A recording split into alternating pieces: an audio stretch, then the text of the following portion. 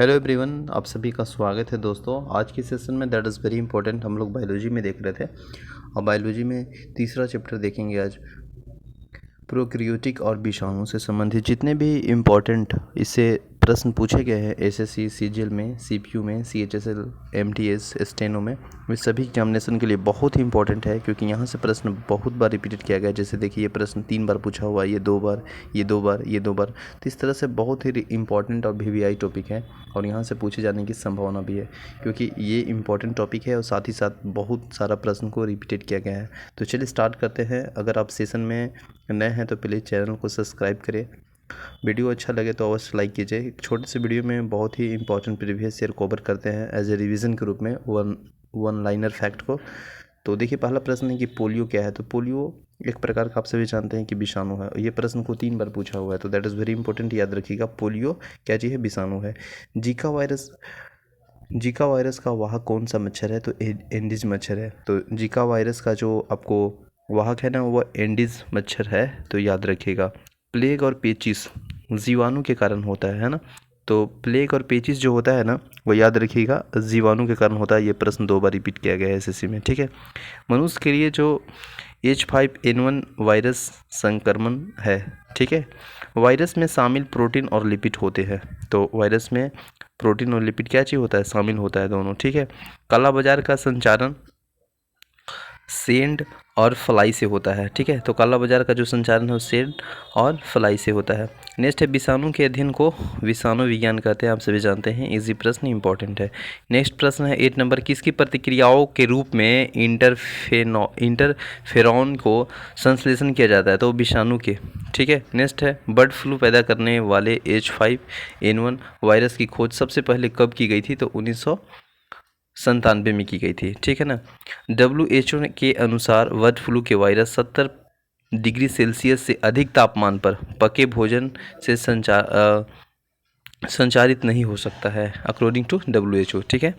Next है Ebola शब्द का अर्थ है ना, पश्चिम अफ्रीका में फैली एक संक्रमण बीमारी है। नेक्स्ट है किण्वन एक प्रकार की है ना अवायवीय शोषण की प्रक्रिया है, ठीक है।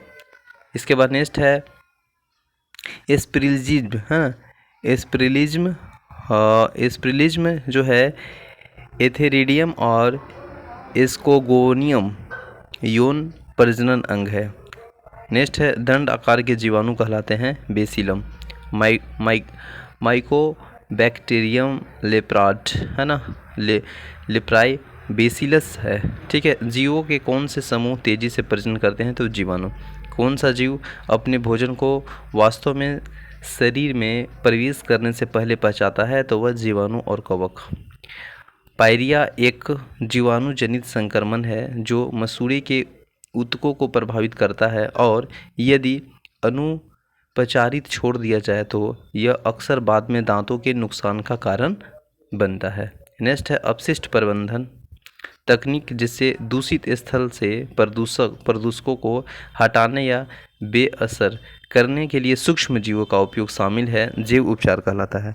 नेक्स्ट है जैव आवर्धन, है ना, बायो मैग्निफिकेशन। ये भी प्रश्न पूछा हुआ। एक खाद्य श्रृंखला में क्रमिक रूप से 20 की उच्च स्तरीय सांद्रता है। तृतीय उपभोक्ता खाद्य श्रृंखला में चौथा पोषी स्तर बनते हैं।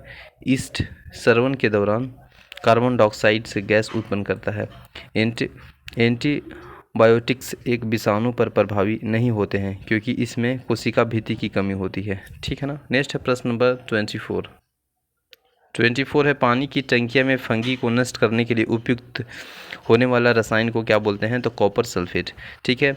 अमीबियासिस के कारण पेचिस होता है। ईस्ट में अवायवीय शोषण के दौरान कौन सा उत्पादन बनते हैं? तो ethanol plus carbon dioxide plus ऊर्जा, ठीक है। बैक्टीरियोफेज की खोज फेलिक्स डी अवेरेले और फेड्रिक डॉट ने की है। अल्फा विषाक्त उत्पादों का उत्पादन, है ना, पदार्थों का उत्पादन कवक द्वारा किया जाता है। एड्स वायरस लिम्फोसाइट्स नष्ट करता है। एड्स का वायरस जो है ना, वो रक्त की टी कोशिकाएं की वृद्धि को प्रभावित करता है। एड्स एक विषाणु जनित रोग है। ये भी इम्पोर्टेंट प्रश्न है और पूछा जाता है। एड्स एक विषाणु जनित रोग है। एड्स वायरस में एकैशिकीय RNA है।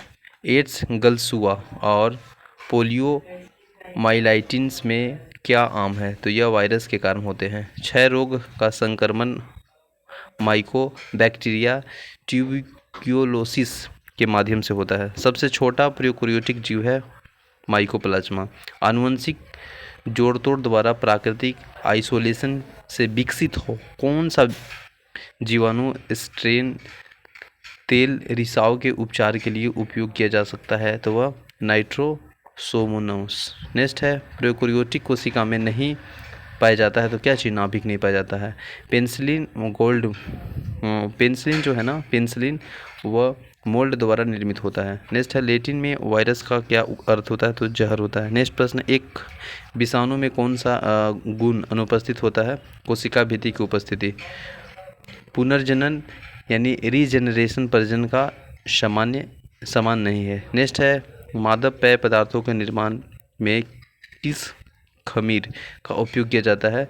तो वह किया जाता है सेक्रोयस सेरेवियस। नेक्स्ट है, टिश्यू कल्चर का सही वर्णन कौन सा है? तो कृत्रिम माध्यम से पशु उत्तक की खेती का विज्ञान को कहते हैं टिश्यू कल्चर। नेक्स्ट है, राइजोबियम एक प्रकार का सहजीवी जीवाणु है। कुछ विषाणु में आरएनए होता है लेकिन डीएनए नहीं होता है। यह क्या इंगित करेगा? तो इन विषाणुओं की कोई आनुवंशिक जानकारी नहीं होती है। बिना किसी अपवाद के वायरस के बारे में क्या सच है? तो वे केवल पोषी कोशिकाओं में बढ़ सकते हैं। चिकन पॉक्स का कारण बनने वाला वायरस बेरिसेला जोस्टर है। नेक्स्ट है, चेचक किसके कारण होता है? तो वह बेरियोला वायरस के कारण होता है। ये भी प्रश्न इंपॉर्टेंट है।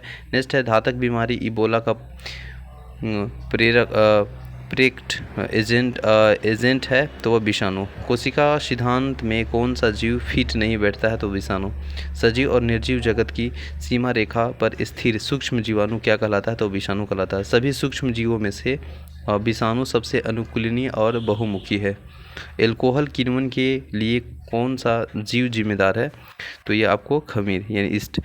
जीवाणु यानी बैक्टीरिया कोशिकाओं में माइटोकॉन्ड्रिया की संख्या होती है तो 0 होती है। तो यह हम लोग 54 प्रश्न को देखें एज ए छोटे से वीडियो में, वन लाइनर और previous year, that is very important. Thank you so much. मिलते हैं नेक्स्ट वीडियो में। जय हिंद।